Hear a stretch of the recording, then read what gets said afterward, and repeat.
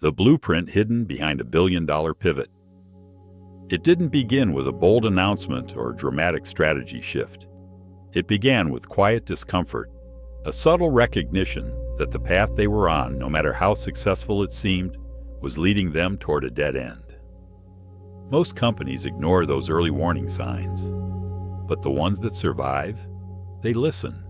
Every empire faces a moment when the old model stops working. Markets change, technology accelerates, customer expectations evolve faster than legacy systems can follow. And in that growing tension, a single decision emerges: continue down the comfortable path or tear down what works to build what's needed.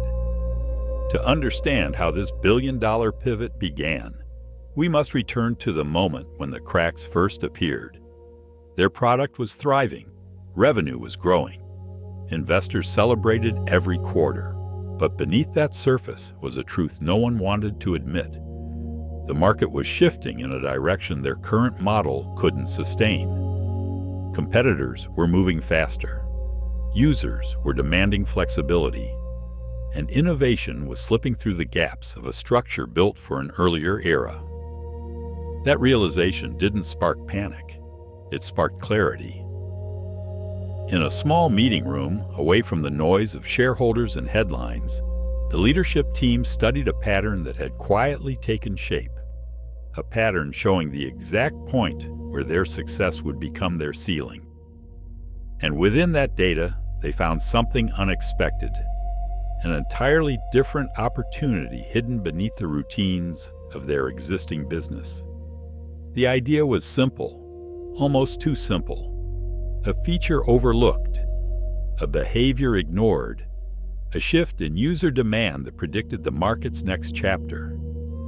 And from that insight came the outline of a new blueprint, a direction radically different from the empire they had built. But pivots don't begin with confidence. They begin with doubt, with fear, with the unsettling realization that you must risk what you have to build what you need. And as the team sketched out their plan, they knew the world would not understand their choice. Not yet. This is where the reveal begins. Because hidden inside this pivot was the seed of a transformation so powerful that in time, it would reshape their entire business and redefine their place in the global market. The deeper they explored the blueprint, the more the truth revealed itself. The shift they sensed wasn't theoretical, it was already happening.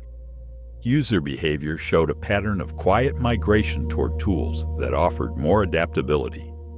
Competitors were experimenting at the edges, and the core model that had once fueled their rise now carried the weight of its own limitations. The reveal sharpened. Data illuminated inefficiencies they had ignored for years. Customer feedback, once buried under layers of success metrics, now read like a warning. People wanted more control, more fluidity, more alignment with how the world was changing.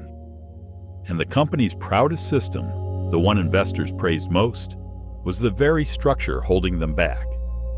So the leadership team made a decision few would dare. They would pivot while the company was at its peak.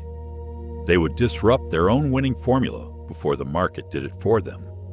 But the moment they committed, the conflict began. Early prototypes struggled. The new model clashed with old infrastructure. Teams accustomed to the legacy system resisted the changes, uncertain why a thriving business needed reinvention. Engineers battled unexpected constraints. Designers rebuilt flows that had been untouched for years. And every step forward revealed another layer of complexity buried beneath their original success. Still, momentum grew. Internal champions rallied behind the vision, energized by the chance to build something that matched the future instead of the past. Quiet testing groups formed, experimenting with features that felt unfamiliar but promising. And slowly, the new direction began to take shape. Leaner, faster, more aligned with the market's emerging needs. But progress attracted risk. As the pivot developed, leaks surfaced. Rumors spread across the industry. Competitors caught wind that something big was shifting inside the company. They accelerated their own experiments, pushing updates that mimicked the earliest hints of the pivot's direction. And with each passing week, pressure increased. The pivot was no longer an internal evolution. It was becoming a race. The team felt the tension. Investors questioned the strategy, uneasy with the idea of breaking a working model. Some executives argued for a slower transition. Others pushed to move faster, insisting the window of opportunity was closing. And beneath the debate, a new problem emerged. Their existing product began showing strain as resources shifted toward the pivot. They were trapped between two realities: maintaining the empire they had built and constructing the one they knew they needed. The conflict grew sharper as the pivot approached its critical phase, because hidden deep within the new blueprint was a flaw, subtle, structural, and capable of collapsing everything if left unresolved. And discovering that flaw would become the turning point that determined whether the billion-dollar pivot would succeed or implode. The flaw revealed itself in the kind of moment every company fears, during a full-scale internal stress test meant to validate their new direction. At first, everything looked stable. Metrics rose, workflows held. The pivot seemed ready to stand on its own. But beneath that surface, the system was quietly collapsing. A single overload triggered a chain reaction. Processes stalled. Data mismatched. Entire components buckled under pressure they were supposed to withstand. Engineers watched the dashboard spike into chaos, realizing the blueprint they'd placed their future on carried a critical weakness hidden deep in its foundation. The conflict erupted instantly. Teams rushed to identify the root cause, combing through logs, rechecking architecture maps, challenging assumptions that had gone unquestioned for months. Hours dragged into nights. Nights slipped into dawn. And as the truth emerged, it shook the entire pivot to its core. The new model relied on interactions the old infrastructure was never designed to support. The systems weren't just incompatible, they were working against each other. Inside leadership circles, panic collided with pride. Some argued to abandon the pivot entirely, insisting the risk was too great. Others pushed for a temporary patch, something to buy time without derailing the public roadmap. But a smaller group, the ones closest to the blueprint, understood the gravity. This wasn't a patchable issue. It required a full architectural overhaul. That decision carried enormous stakes. Rebuilding would delay their launch by months, maybe longer. Competitors were accelerating. Investors were restless. And their legacy product, the one funding the entire pivot, was straining under reduced resources. The company stood on the edge of a split identity, one half fighting to sustain the present, the other fighting to construct the future. The emotional peak crept closer as the company grew increasingly divided. Engineers debated. Designers argued. Executives demanded timelines no one could guarantee. And in the background, the market shifted even faster, validating the need for the pivot, while simultaneously raising the cost of falling behind. The pressure threatened to pull the company apart.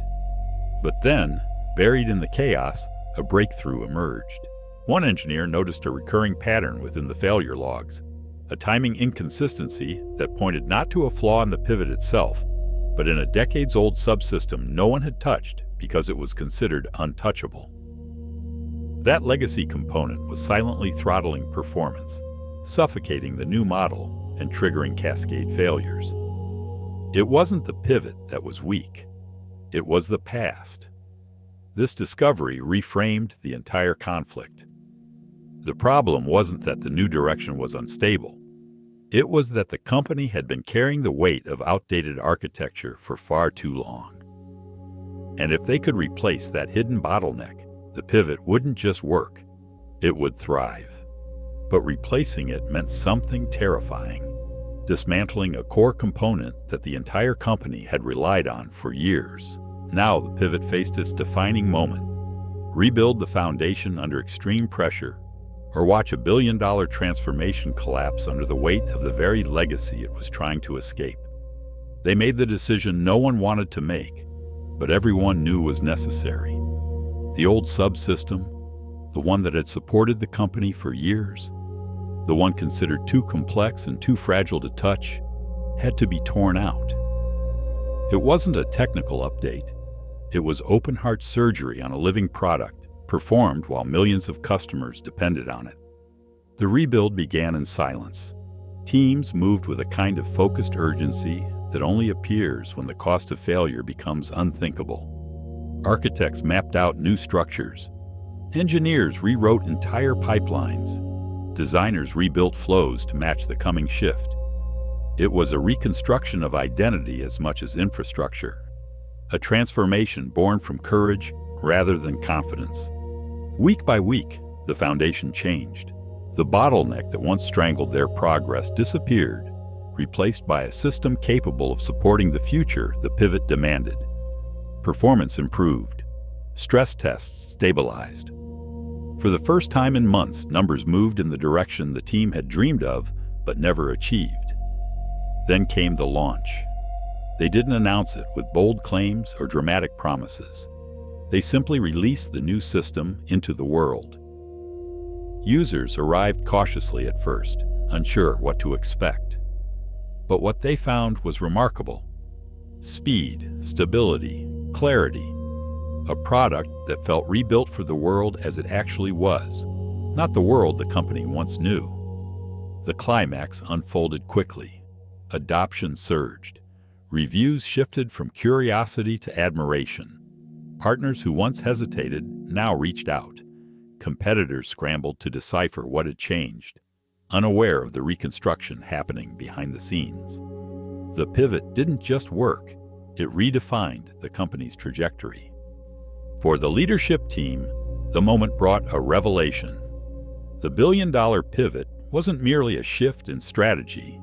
It was a release, a letting go of the legacy systems, legacy assumptions, and legacy fears that had quietly been holding the company back. Reinvention had demanded sacrifice, but the sacrifice unlocked a future far larger than the one they had been protecting. And as the new model spread across their global ecosystem, a deeper truth crystallized. Success wasn't built from maintaining what once worked. It came from listening to the quiet signals that warned it wouldn't work for much longer. It came from the courage to dismantle the familiar in pursuit of the necessary. It came from a willingness to rebuild not just a product, but the beliefs beneath it. The resolution echoed across the industry. Legacy is not a strength if it becomes a weight. And sometimes the only way to rise is to release what made you fall in the first place. The blueprint